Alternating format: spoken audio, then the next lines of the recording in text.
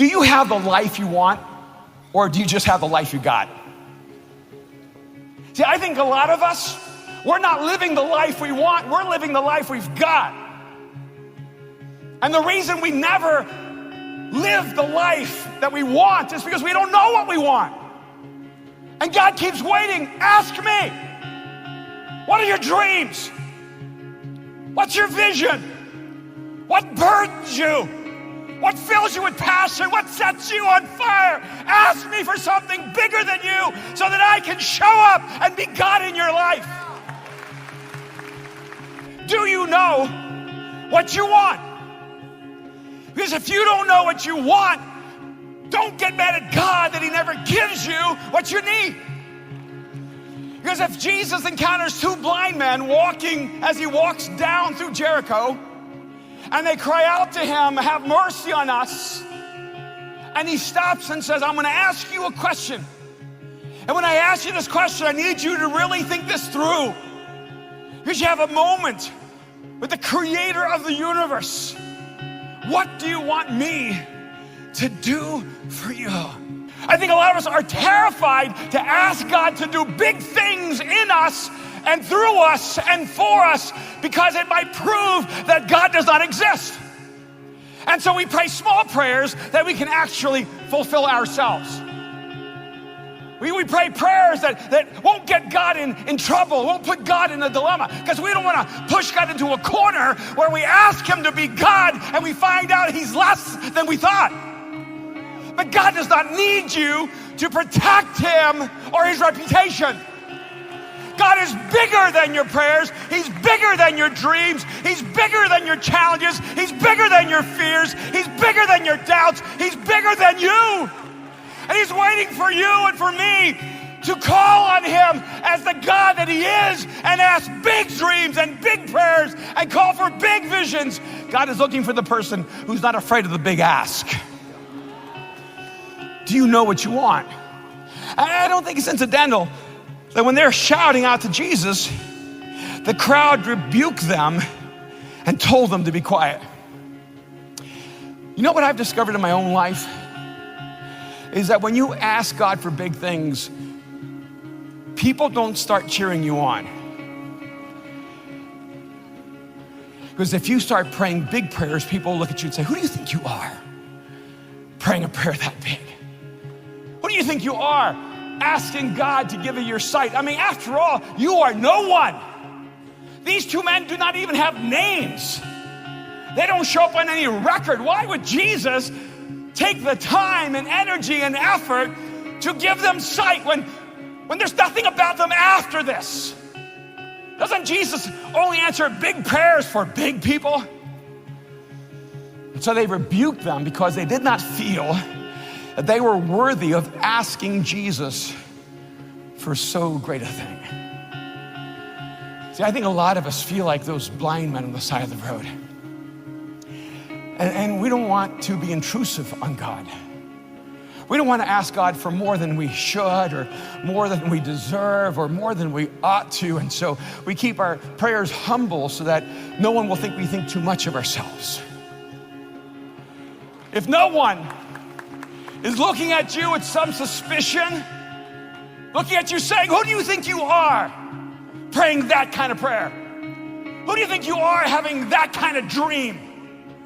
Who do you think you are expecting God to give you that big a life? And you can respond, I know who I am. I'm just a blind beggar on the side of the road, but Jesus is walking by and I'm not going to get lost in the crowd. Because it's not who I am. It's who he is. 2 Kings chapter 4. The wife of a man from the company of the prophets cried out to Elisha, your servant, my husband, is dead. And you know that he revered the Lord, and now his creditor is coming to take my 2 boys as his slaves. Elisha replied to her, how can I help you? Tell me, what do you have in your house? Your servant has nothing there at all, she said, except a small jar of olive oil. Elisha said, go around and ask all your neighbors for empty jars. Don't ask for just a few. Then go inside and shut the door behind you and your sons. Pour oil into the jars. As each is filled, put it to one side. And she kept pouring and pouring and pouring and pouring. When all the jars were full, she said to her son, bring me another one. But he replied, there's not a jar left. Then the oil stopped flowing. She went and told the man of God, and he said, go, sell the oil and pay your debts. You and your sons can live on what is left. I think this moment is so critical for her own faith. Here's a woman who's at the end of herself, who doesn't know what to do. But instead of becoming embittered toward God, she runs to the man of God and says, this is where I'm at. This is where my life is. This is what I've come to. And I love what he says to her, how can I help you? She goes, I just explained to you. We're broke. Our creditor is taking away my boys. They're going to become slaves. Why does Elisha say, how can I help you? Because God is always going to ask you, what do you want? How can I help you? And then he says, all right, tell me, what do you have in your house? And she says, I have nothing at all, which I think is the problem for so many of us. We just don't think we have enough for God to use. And I love the fact that his first question to her is, what do you have? And she says, nothing. He goes, well, rethink that. You have something. Because God wants that something. He wants you to take that something that you have and make it everything that you have. So that you give everything you have to God so that he can give you everything he has. There's going to be a great exchange here. She says, I have nothing at all. She except a small jar of olive oil. She says, all right. I want you to go to all your neighbors and I want you to ask them for all their empty jars, which is not really helpful. But she goes to all the neighbors. I don't even know how many she goes to. And she starts asking for all the empty jars. And he does give her one bit of insight. Don't ask for just a few. See, I love this because Elisha knew God. He knew how generous God was. He knew exactly what God wanted to do in her life. And he said, go ask for empty jars, but don't just ask for a few. Go get as many jars as you can. See, I think so many of us are convinced that God can barely fill our one small jar.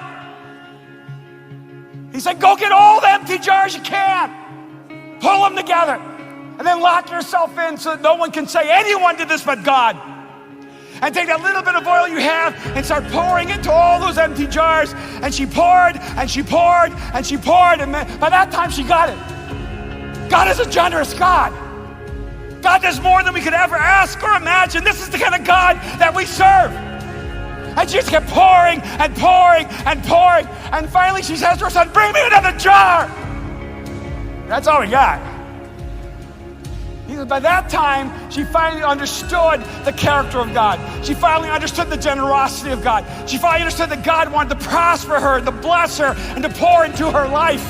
That if we give God our empty jars with just the smallest amount of oil, and then we ask him for great things, he will show up and be the great God